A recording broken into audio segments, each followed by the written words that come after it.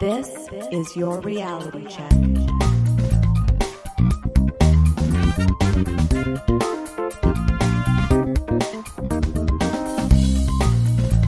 Hi everyone, and welcome to The Reality Check, the weekly Canadian show that explores a wide range of controversies and curiosities using science and critical thinking. This is the show for April 2nd, 2019, and I'm your host, Darren McKee. With me, as usual, are Adam Gardner. What's up, Cuboids? Christina Roach. Hey everyone. And producer Pat. Hi, checkers. We have three great segments for you today. Christina is going to look into whether Disney is on ice. And then I'm going to do a review of the book, Bad Astronomy. I know you've been waiting for it. But first, Shen Yun and Falon Gong. Adam? If you live in a city anywhere outside of China, you've probably seen ads for Shen Yun, and you've probably also wondered what the hell this thing is anyway. The show has a seemingly endless advertising budget, which in Canada makes Shen Yun advertising season the second longest season, right after our 6-month-long winter. Burn on us! Is that official? What is this year? I mean, not with the real solstices and all that stuff. Don't write in. Don't write in. We've covered seasons. We've covered it before. So, just what is this performance? Why does it benefit from such an incredible amount of advertising? And what does it have to do with Falun Gong, the Chinese government, communism, and organ harvesting? Oh boy. Now, I've been aware of Shen Yun and Falun Gong for many years. I have a coworker who is part of the Falun Gong.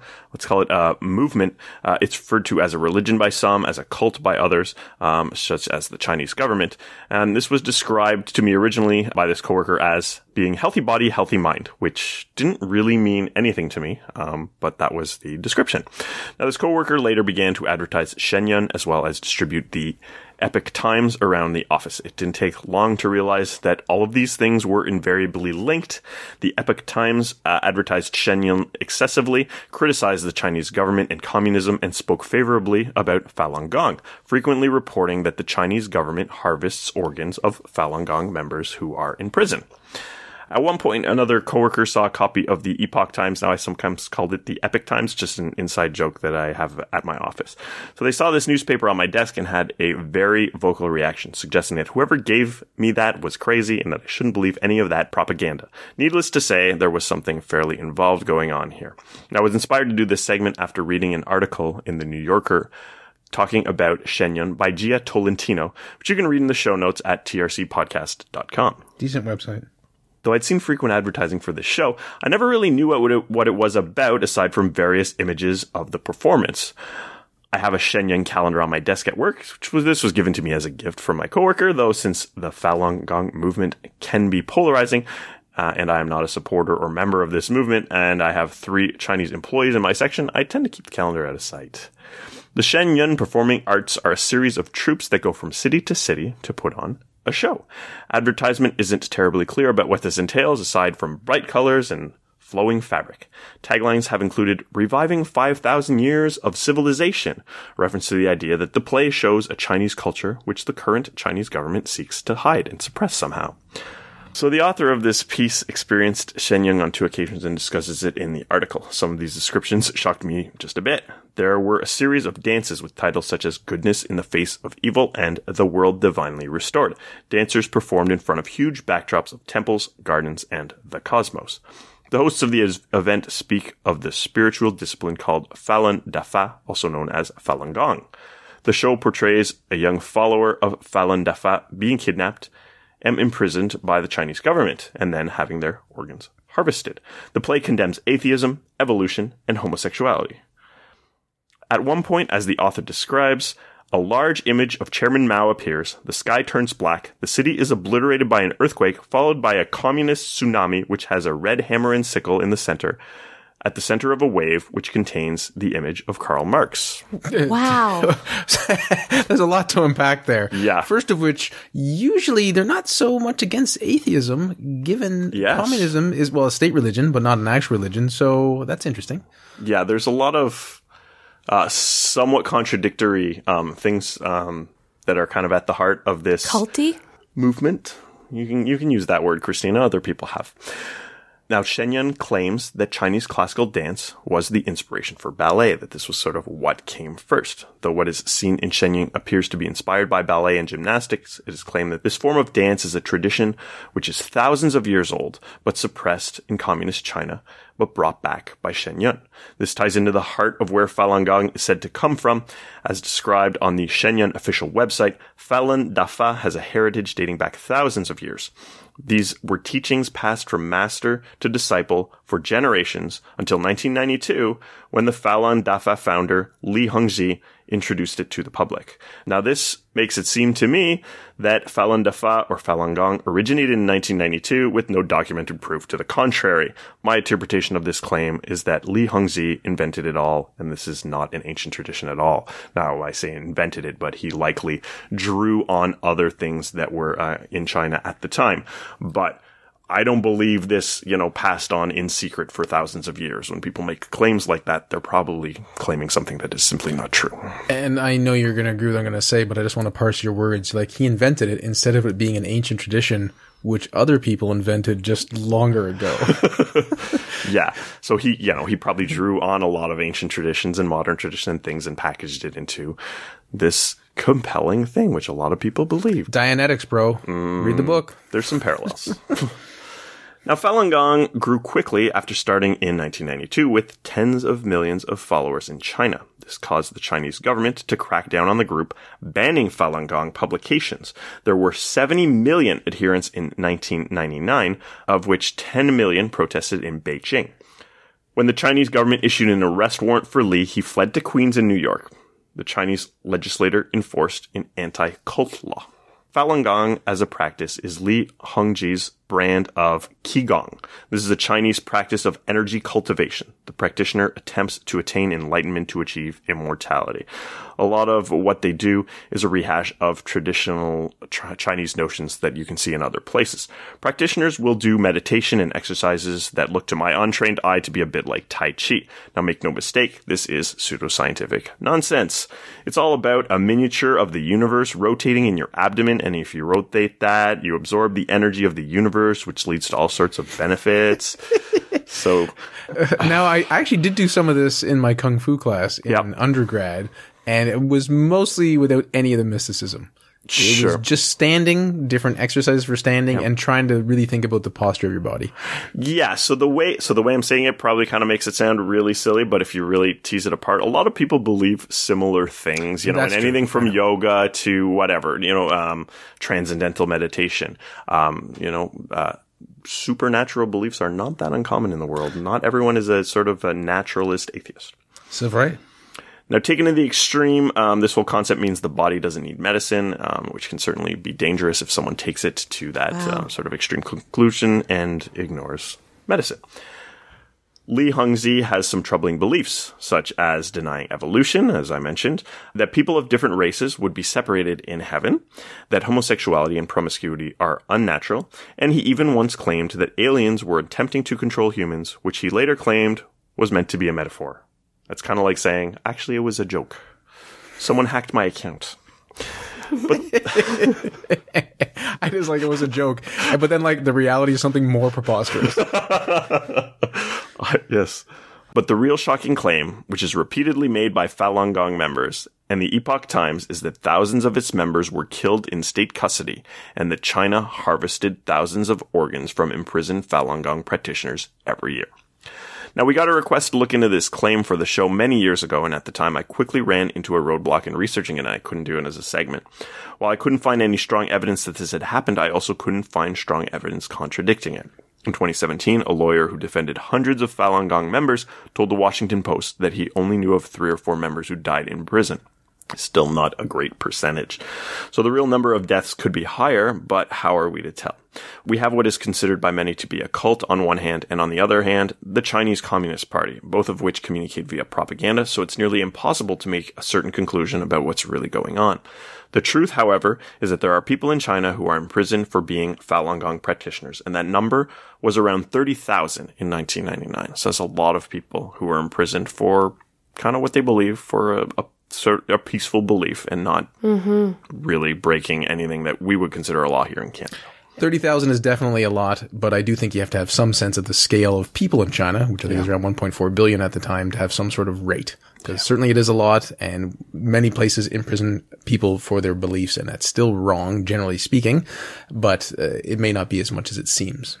Good clarification there. So as wacky as some of their claims may be, it certainly doesn't seem morally justifiable to imprison them for their beliefs, at least not from the way I look at the world. So why is the Chinese Communist Party so concerned with this group? It seems like the concerns mostly grew because of the size of Falun Gong's following. No doubt at this point, Falun Gong is highly critical of the Chinese Communist Party, but this seems to be as a result of the persecution, not the cause of it. Now here in Ottawa, where we record this half of the show, we can regularly see Falun Gong protesters. My daily commute takes me down St. Patrick Street. On the north side of the street is the heavily fortified Chinese embassy. Yet on the south side of the street, right behind my old high school, there are frequently protesters with signs such as Falun Dafa is good, who just sort of stand there doing their Tai Chi sort of exercises, which are a common part of Falun Gong. It is certainly nice to live in a country where such peaceful protests will not result in imprisonment. I think the police probably do come by and ask them to leave every once in a while, but no one's going by busting heads and arresting people. So what about the Epoch Times?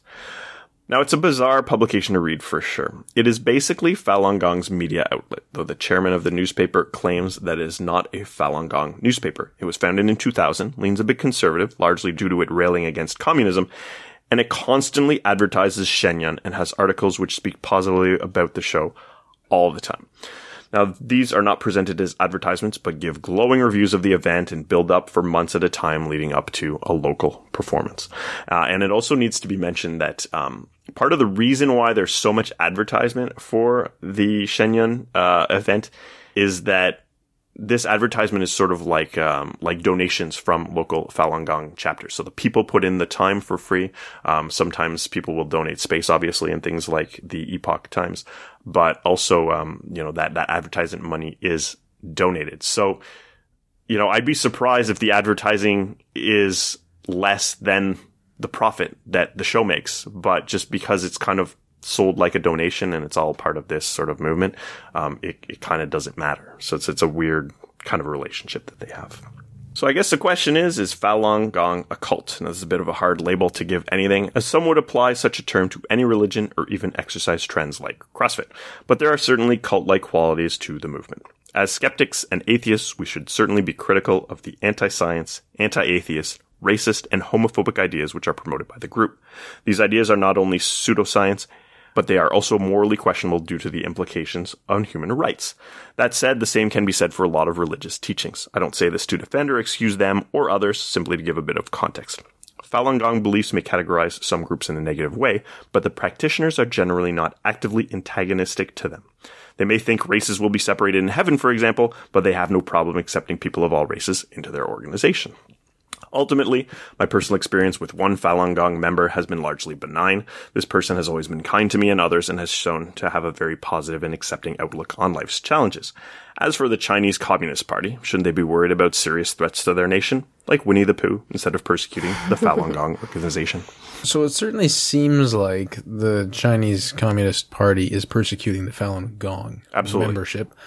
But for the average person, we'll say non-Chinese person, going to see a Shen Yun performance, do they really have any idea? They're like, oh, it was some nice dancing. It was a play. I don't get it. Yeah, I mean, they probably get a little surprised by when it really gets deep into it, and they're like, actually, this is all about Falun Dafa, and it's cool, and whatever. And there's like communist symbology in the actual event. So I think they do openly speak about what it is in the event, and they say things like, there are members of the Chinese government outside here, like, monitoring us and things like that. Some of that may be a bit paranoid, but at the end of the day, some of these people would have really been persecuted in China. So, how much of that really happens here? I hear some of their events, are kind of in a secret location and it's announced at the last minute and things like that.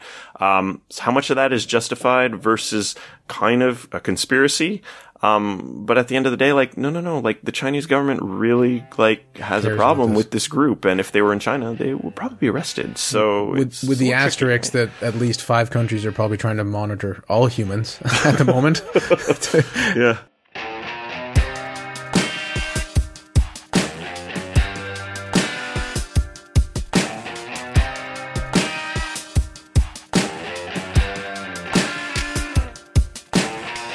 Thank you, Adam, for that important overview of a complex topic.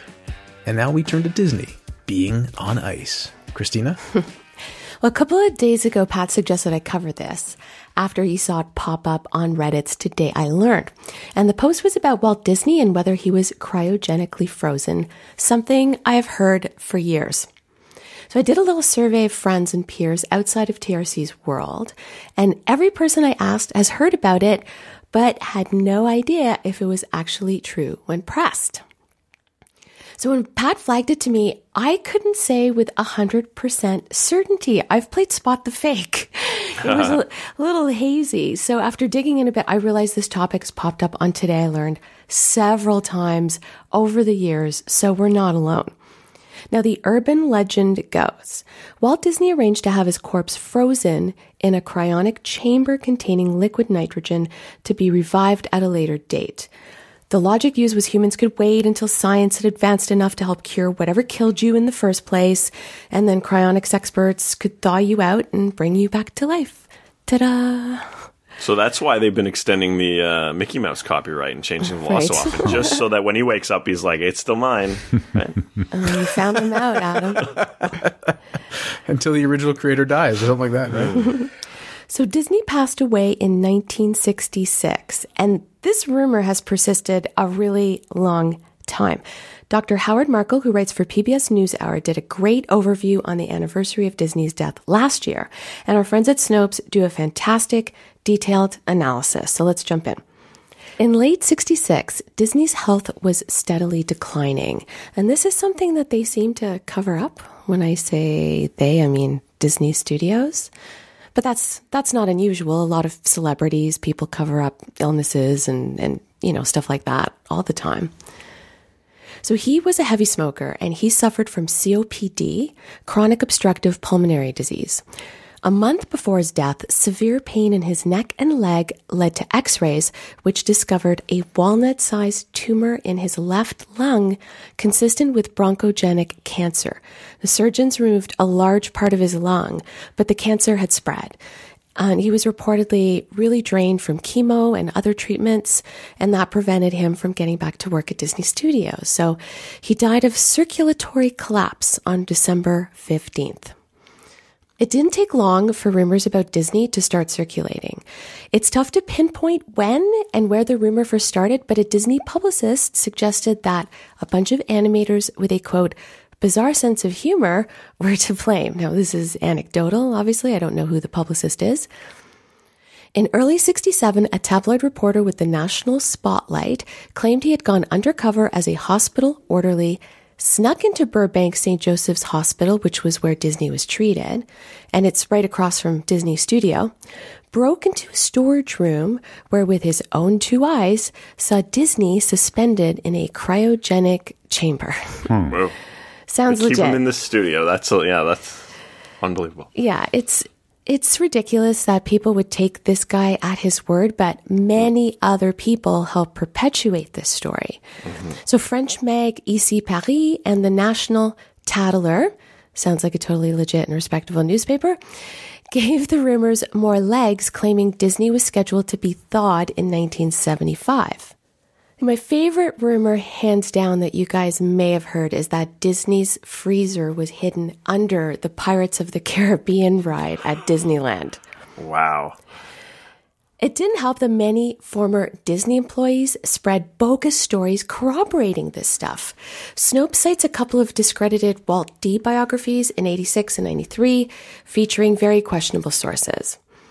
Okay, there's been a narrative for a long time that Disney became obsessively preoccupied with his mortality. And in the 60s, the topic of cryonics was in the news, so to speak, and was the topic of a book by Robert C.W. Ettinger called The Prospect of Immortality. Disney was a sci-fi fan, hence Epcot, so logical leap. Disney would freeze himself in the hopes of being revived in the future. Now, I'm going to cut to the chase because there are so many layers to this, and Snopes really does a very deep dive, and it's great. I highly recommend checking out that article. So let's look at just the facts for now. not much to substantiate Disney was ever frozen, nor was there evidence he was more neurotic than the next guy about his own death, or even knew about cryogenics. It's not like he talked about cryogenics ad nauseum. And his family also spoke up, publicly denying this notion. Now, on the other hand, there is documented evidence that Disney was cremated a couple of days after he died. There's a death certificate. It cites the credentials of a real-life embalmer where he was cremated. So, Yeah, but did they freeze the ashes, Cristina? We'll never know, Darren. So, footnote to this. I begin to wonder, has anyone ever been cryogenically frozen? Is this just a big cryovat of BS? What do you guys think? You guys seem to know a little bit more about it. For sure, it's a thing that people do. Obviously, no one's ever successfully been thawed because there's limitations and things crystallize and cells explode and things like that, and we're still working on that. Personally, I don't think it's a terrible idea, and if I had unlimited funds, I might seriously consider it. But yeah, it's expensive, and I don't know that I would trust anybody. I'm not sure if anyone's been frozen. I think it's possible. I'm pretty sure no one's been thawed. So that's probably true. And I like that you said that Disney probably wasn't more concerned about his mortality than anyone else. I'm like, if you think you're going to die, usually you are concerned with mortality. That's what a lot of people do in life, or they do things to distract themselves from mortality. So I think that's more than a fair point.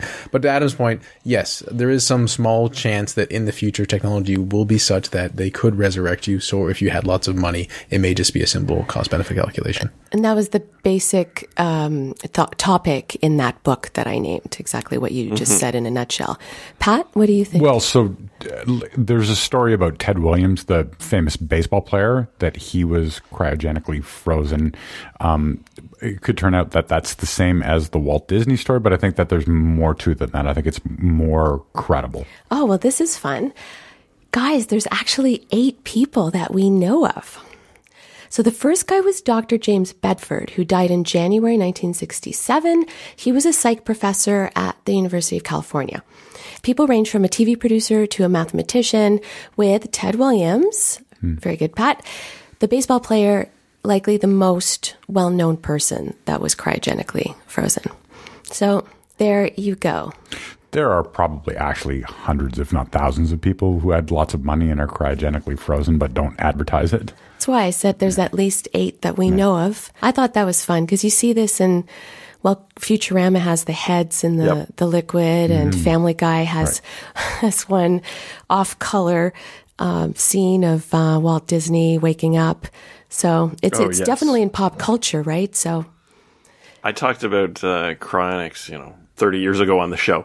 And, but one thing I mentioned was I was talking about like life insurance policies, and someone wrote in and they said like, no, it's actually viable if you have a life insurance policy. And then it kind of sent me down this whole spiral of thinking about it. Like, if I have a life insurance policy and I quote unquote die, cash it in, freeze myself, and then I'm like thawed and brought back to life later. Well, I never really died. Like, is that insurance policy actually properly activated? And if the insurance policy really believes that cryonics is worthwhile, when they say, no, the person's not really dead in a... I hear a future segment for you. It's an interesting thought experiment for sure. Yeah, totally. Yeah.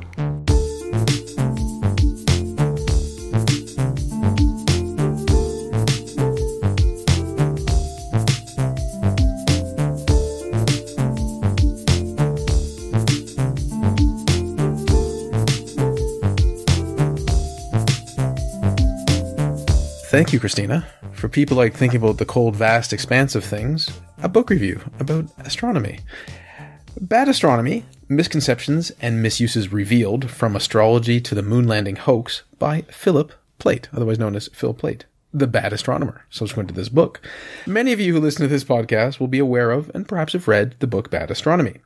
A friend presented me with an audio copy, but since it was published in 2002, and we have covered many astronomical myths on the show, I wasn't sure if the book would still be worthwhile.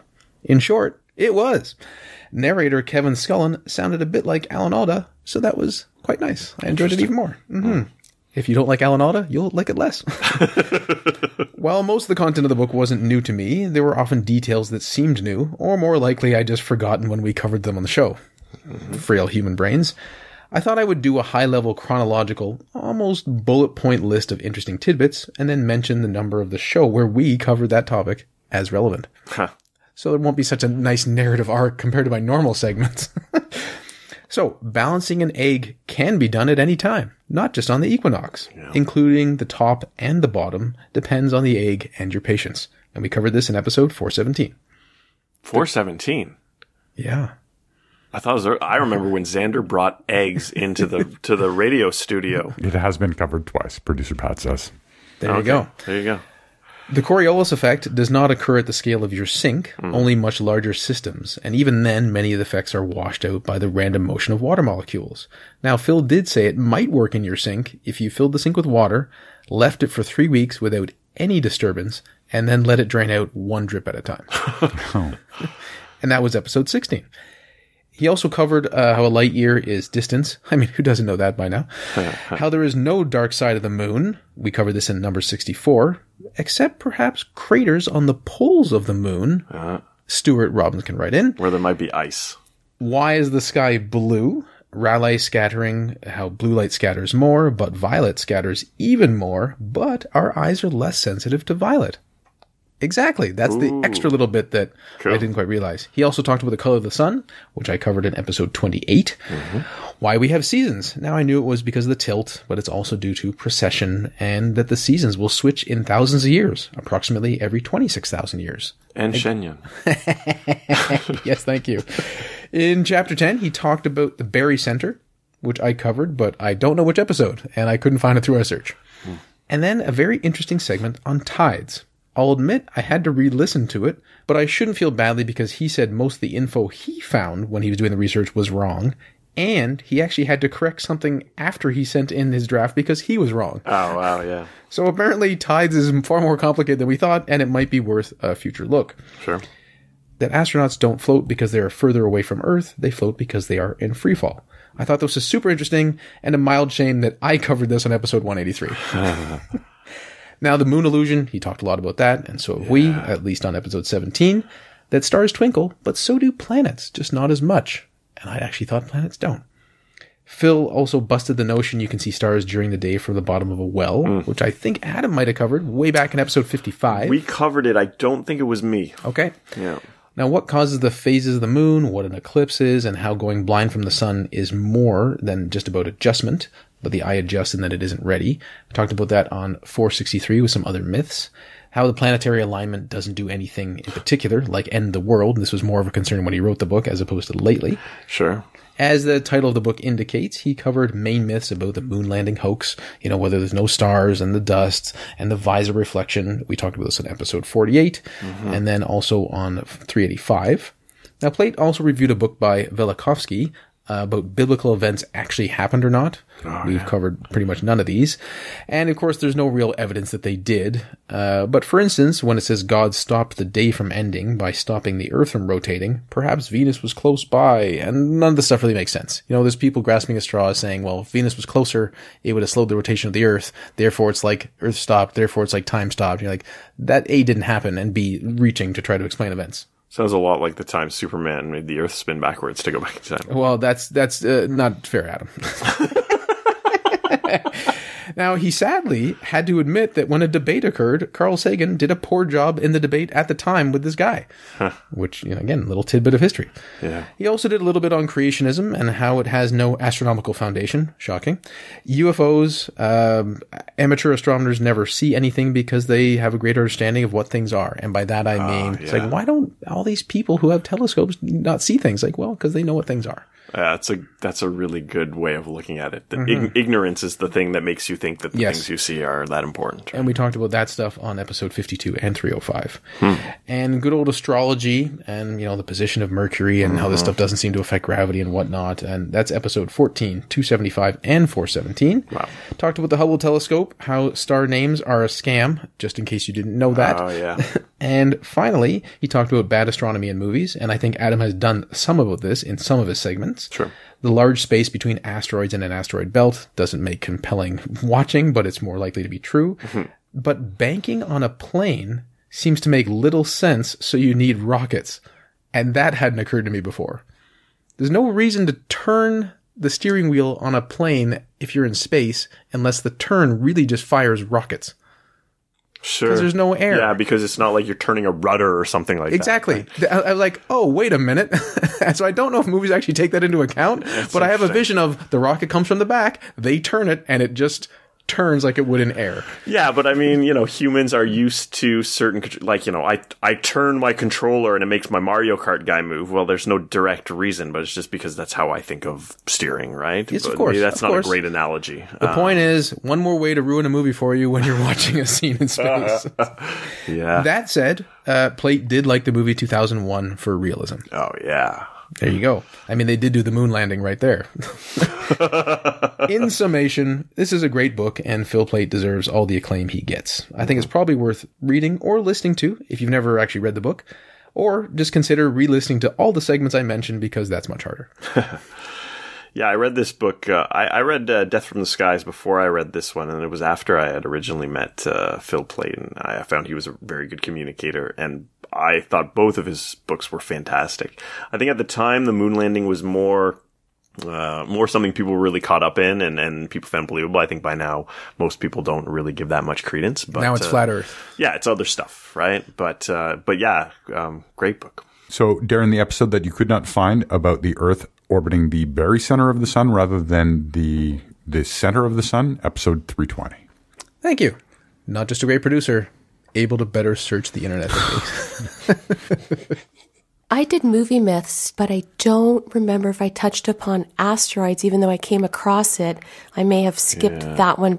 If Adam had done it in the past, I wouldn't have rehashed it. Several of these things were also things that Stuart Robbins talked about. And in fact, the density of the asteroid belt was a question that he asked us in a game of Name that we did for a crossover of the two shows. Right, that's right. Right. Oh, nice. Now, by any chance, if people were interested to listen more about astronomy stuff involving us and Stuart, where would they go, Pat?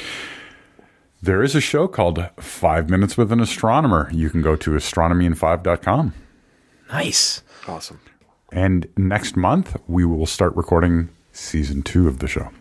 Thanks for joining us once again, listeners. Adam explored the artistic performance of Shen Yun, showing us it's not just an artistic performance, but something put on by the persecuted group Falon Gong to try to communicate their beliefs and ideas. And Cristina told us that Walt Disney is probably not on ice. He's not one of the 8 that we know of, or the hundreds that may be, thought in the future to become our future overlords. And I covered Bad Astronomy, which I think is an excellent book, despite it being written 17 years ago. Until next time, think better to act better. Peace out, you boys. Stay classy, not smartassy. We'll talk to you next week, everyone. For show notes or to discuss this episode, visit our Facebook page and website at trcpodcast.com. For general inquiries or to send a topic or parody suggestion, email info@trcpodcast.com. Help support the show by leaving a review on iTunes and liking us on Facebook. Follow us on Twitter at TRC_podcast.